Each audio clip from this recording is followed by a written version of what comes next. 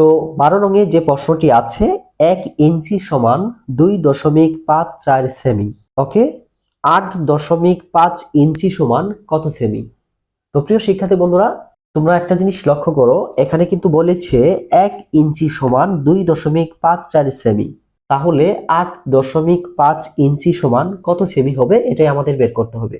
তাহলে দেখো এখানে কিন্তু কম আছে, আছে কি কম, হ্যাঁ কম আছে, আমাদের বেশিটা বের করতে হবে। এখন ধরো এই যে একটা মার্কার, ওকে, এখানে কিন্তু একটা, যেমন ধরো একটি মার্কারের দাম ধরলাম আমি হলো 20 টাকা, কথার কথা, কত টাকা? 20 টাকা। একটা মার্কারের দাম হলো 20 টাকা। এখন তোমাকে বলা হলো 20টি মার্কারের দাম কত? কয়টি? 20টি মার্কার। তাহলে দেখো এখানে কিন্তু একটি মার্কারের দাম দেওয়া আছে 20 টাকা। এখন আমরা 20টি মার্কারের দাম বের করব, তাহলে এটা কি করতে হবে বলতো? অবশ্যই এটা গুণ করতে হবে। বুঝতে পারছো? আমি আবারও তোমাদেরকে বুঝিয়ে দিচ্ছি। একটার দাম দেওয়া আছে 20 টাকা, তাহলে আমরা 20টার দাম বের করব। তার মানে কি আছে কম, এখানে দেখো কম আছে, তাই না? কি আছে? কম আছে, কিন্তু আমাদের বের করতে হবে বেশি। তাহলে একের চেয়ে 20 বেশি না? তাহলে একটার দাম দেওয়া আছে 20 টাকা, তাহলে 20টির দাম কত? অবশ্যই এটা আমাদের কি করতে হবে? গুণ করতে হবে। আমি আবারও বলছি, কম থাকবে, বের করতে হবে বেশি, সেই ক্ষেত্রে আমাদের কি করতে হবে? গুণ করতে হবে। এখন ধরো এখানে 20টার দাম দিল, হ্যাঁ 20টি মার্কারের দাম দিল, কথার কথা 200 টাকা। কত টাকা? 200 টাকা। 20টি মার্কারের দাম 200 টাকা দিছে। কয়টা? 20টা মার্কারের দাম। এখন যদি তোমাকে বলে একটি মার্কারের দাম কত, তাহলে এটা কি করতে হবে বলতো? এটা অবশ্যই ভাগ করতে হবে। মোট কথা হলো বেশি দেওয়া থাকবে, ঠিক আছে, বেশি দেওয়া থাকবে, তোমাদের কমটার দাম বের করতে হবে। মানে হলো বেশিটার দাম দেওয়া থাকবে, কমটার দাম বের করতে হবে। 20টি মার্কারের দাম 200 টাকা দেওয়া আছে, একটা মার্কারের দাম তোমাকে বের করতে হবে। সেই ক্ষেত্রে আমাদের কি করতে হবে? ভাগ করতে হবে। আবার একটার দাম যখন দেওয়া থাকবে, তাহলে মনে করো 20টির দাম বের করতে হবে, তখন আমাদের কি করতে হবে? গুণ করতে হবে। ওকে, আশা করি তোমরা এগুলো জানো। তারপরেও এই কনসেপ্টটা তোমাদেরকে আমি আরেকটু মনে করে দিলাম, হ্যাঁ, যে এগুলা কিভাবে করতে হয়। ওকে, তাহলে দেখো এখানে 1 ইঞ্চির যে মাপটা 2.54 সেমি দেওয়া আছে, তাহলে 8.5 ইঞ্চি সমান কত হবে এটা বের করতে হবে। তাহলে এই অঙ্কটা করতে গেলে আমাদের কি করতে হবে? অবশ্যই গুণ করতে হবে। কি করতে হবে? অবশ্যই গুণ করতে হবে। ওকে, তো প্রথমে আমরা কি করব? তো প্রথমে আমরা 12 নং লিখে সমাধান লিখব। তারপরে লিখব 1 ইঞ্চি সমান 1 ইঞ্চি সমান কত? 2.54 সেমি। ওকে, এখন সূত্রাং দিয়ে লিখবা 8.5 ইঞ্চি সমান, তাহলে 2.54 গুণন হলো 8.5, কি এটা? সেমি। ওকে, এখন ডান পাশে এইভাবে দিয়ে আমরা দশমিকের এই যে গুণটা আছে না, এটা এখানে আমরা দেখিয়ে দিব। ওকে, কত? 2.54 গুণন হলো 8.5। তো প্রিয় শিক্ষার্থী বন্ধুরা, আশা করি তোমরা এই দশমিকের গুণগুলা পারো। তারপরও তোমরা যদি দশমিকের অঙ্ক না পারো, তাহলে আমার ভিডিওর নিচে তোমরা কমেন্ট করবে, আমি তোমাদেরকে বুঝিয়ে দেওয়ার চেষ্টা করব।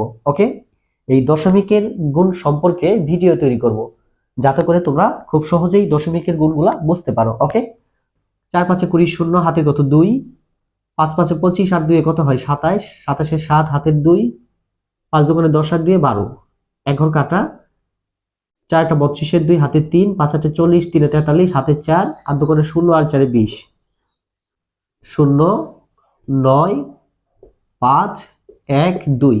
এখন দেখো এই যে উপরের সংখ্যাটা আছে, এটার নাম কি বলতো? এটা হলো গুণ্য। কি এটা? গুণ্য। আর নিচে যেটা আছে এটার নাম কি বলতো? এটার নাম হলো গুণক। এগুলা তোমরা আগেই জানো। তাহলে দেখো এই যে গুণকে, গুণকে আছে কি? দশমিকের পরে একটা ঘর। আর গুণ্যতে কি আছে বলতো? দশমিকের পরে দুইটা ঘর। তাহলে উপরে দুইটা আর নিচে কয়টা? একটা।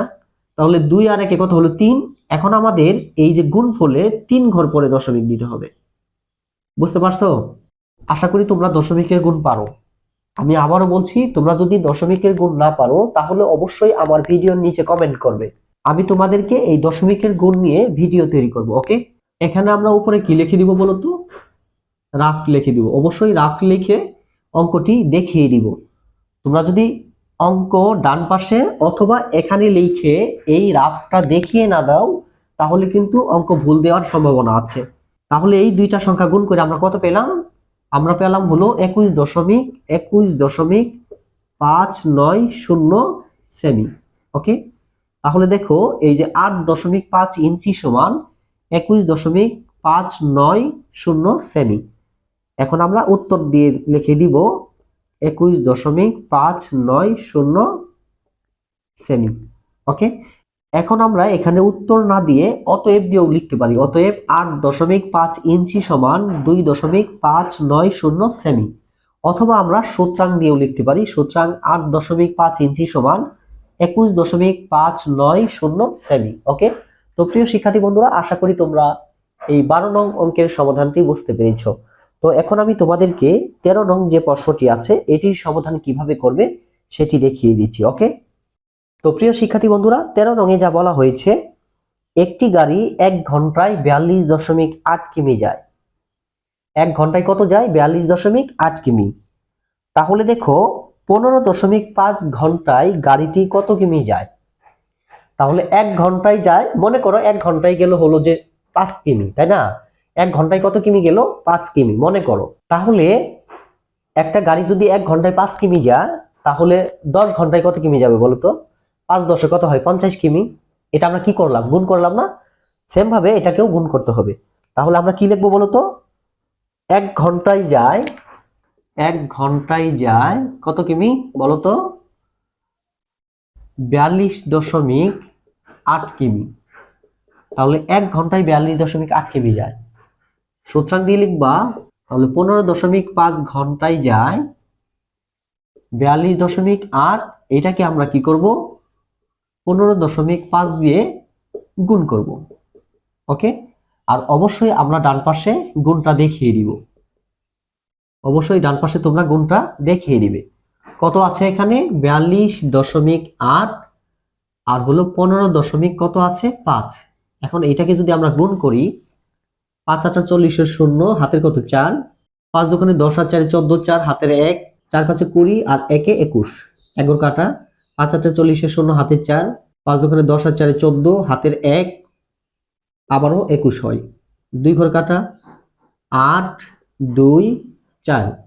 এখন এটা যোগ করো, 0 4 12 13, 3 হাতের 1 3 4 6 আর এখানে হলো 6। এখন দেখো এই যে উপরে যে সংখ্যাটি আছে দশমিকের পরে একটা ঘর, তাই না? আর নিচের যে সংখ্যাটি আছে এটারও দশমিক পরে একটা ঘর। তাহলে এই যে একটা আর হলো একটা, কয়টা হলো? দুইটা। তার মানে দশমিকের পরে কয় ঘর হলো? 2 ঘর। তাহলে আমাদের গুণফলের জায়গায় 2 ঘর পরে দশমিক দিতে হবে। কয় ঘর? 2 ঘর পরে দশমিক। তাহলে 2 ঘর পরে দশমিক দিলে কত হলো? 663.40। কত বের হলো? 663.40 কিমি। ওকে, তো প্রিয় শিক্ষার্থী বন্ধুরা, আশা করি তোমরা এই যে অঙ্কটি এটা বুঝতে পেরেছো। আমি আগেই বলেছি, তোমরা যদি দশমিকের গুণ না পারো তাহলে কিন্তু এই অঙ্কগুলা করতে পারবে না। এগুলা করতে গেলে তোমাদের অবশ্যই দশমিকের গুণ সম্পর্কে ধারণা থাকতে হবে। ওকে, আর তোমরা যদি দশমিকের গুণ না পারো, আমি আবারও বলছি, তাহলে অবশ্যই আমার এই ভিডিওর নিচে তোমরা কমেন্ট করবে, আমি তোমাদেরকে বুঝিয়ে দেওয়ার চেষ্টা করব। তো প্রিয় শিক্ষার্থী বন্ধুরা, এখন আমরা কি লিখতে পারি বলো তো? তো প্রিয় শিক্ষার্থী বন্ধুরা, এখন আমরা সূত্রাং দিয়ে লিখতে পারি। সূত্রাং 15.5 ঘন্টায় যায় 663.40 কিমি। অথবা আমরা উত্তর দিয়ে লিখতে পারি। উত্তর 663.40 কিমি। ওকে, তো প্রিয় শিক্ষার্থী বন্ধুরা, আশা করি তোমরা এই 13 নং প্রশ্নের সমাধানটি বুঝতে পেরেছো। তো এখন আমি তোমাদেরকে 14 নং প্রশ্নের সমাধানটি কিভাবে করবে সেটি দেখিয়ে দিচ্ছি।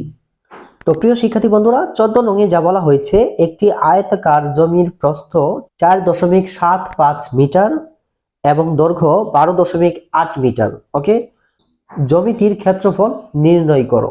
তার মানে এই যে আয়তাকার জমিটা আছে, এই জমিটার ক্ষেত্রফল আমাদের বের করতে হবে। ওকে, তাহলে এই অঙ্কটি করতে গেলে আমাদের ক্ষেত্রফল নির্ণয়ের যে সূত্রটি আছে, তার মানে আয়তের যে ক্ষেত্রফল নির্ণয়ের সূত্রটি আছে, সেটা অবশ্যই আমাদের জানা থাকতে হবে। ওকে, তো প্রিয় শিক্ষার্থী বন্ধুরা, এই অঙ্কটা আমরা কিভাবে করতে পারি? প্রথমে লিখব, দেওয়া আছে, কি লিখব? আয়তাকার জমির কি দেওয়া আছে বলতো? প্রস্থ। প্রস্থ কত? 4.75 মিটার। এবং এবং আয়তাকার জমির দৈর্ঘ্য দেওয়া আছে, কত? 12.8 মিটার। 12.8 মিটার। তো এখন আমরা লিখব, আমরা জানি কি লিখবো বলতো? আয়তের যে ক্ষেত্রফল নির্ণয়ের সূত্রটি আছে, এটা এখন লিখব। আয়তের ক্ষেত্রফল সমান দৈর্ঘ্য গুণন প্রস্থ। ওকে, তাহলে দৈর্ঘ্য কত দেওয়া আছে বলতো? এই যে 12.8 আর গুণন প্রস্থ কত? 4.75। কি হয়ে যাবে বলতো? এই যে ক্ষেত্রফল যেখানে থাকবে তখন বর্গটা চলে আসবে, কি হবে বলতো? বর্গমিটার। কি হবে? বর্গমিটার। এই বিষয়টা তোমরা অবশ্যই মনে রাখবে, যেখানেই ক্ষেত্রফল থাকবে সেখানেই কিন্তু বর্গটা চলে আসবে। কি আসবে? বর্গ চলে আসবে। তাহলে দেখো, এই যে 12.8কে যদি আমরা 4.75 দিয়ে গুণ করি, আমি গুণটা এখানে দেখিয়ে দিচ্ছি, তোমরা অবশ্যই ডান পাশে এইভাবে কি করবা? দাগ দিয়ে কি করবা বলতো? এখানে রাফ লিখে, অথবা রাফ না লিখলেও হবে, এই গুণটা এখানে দেখিয়ে দিবে। 12.8 আর কত? 4.75। তোমরা অবশ্যই এখানে গুণটা দেখিয়ে দিবে। আমার যেহেতু এখানে জায়গাটি কম, আমি এখানে তোমাদের গুণটি দেখিয়ে দিচ্ছি। 12.8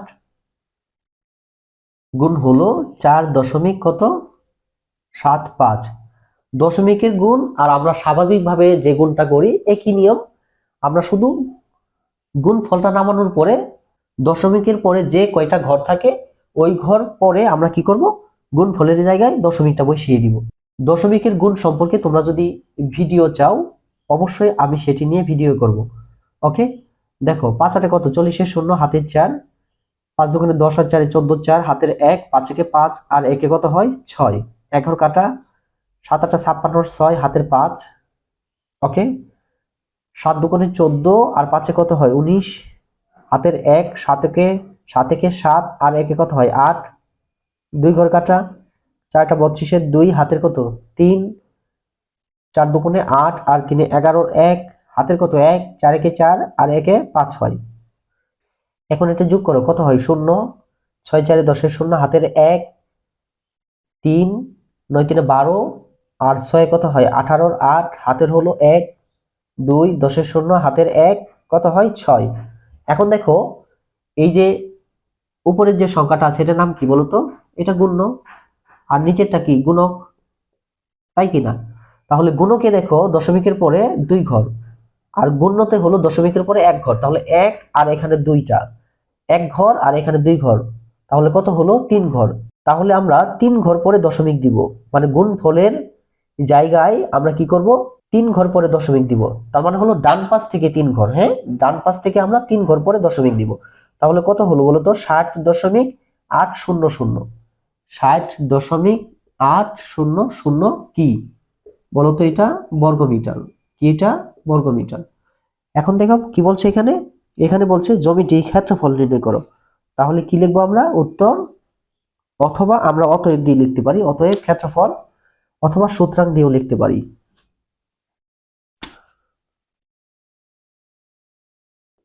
সুতরাং জমিটির ক্ষেত্রফল কত বের হলো? 60.800 বর্গ মিটার। ওকে, এখন আমরা দেখো দশমিকের পরে 800 না, দশমিকের পরে শুধু 8 দিলেও হবে। হ্যাঁ, 60.8 বর্গ মিটার। তো প্রিয় শিক্ষার্থী বন্ধুরা, আমরা কি পেলাম? সুতরাং জমিটির ক্ষেত্রফল 60.800 বর্গ মিটার। তো প্রিয় শিক্ষার্থী বন্ধুরা, আশা করি তোমরা এই 14 নং অঙ্কের সমাধানটি বুঝতে পেরেছো।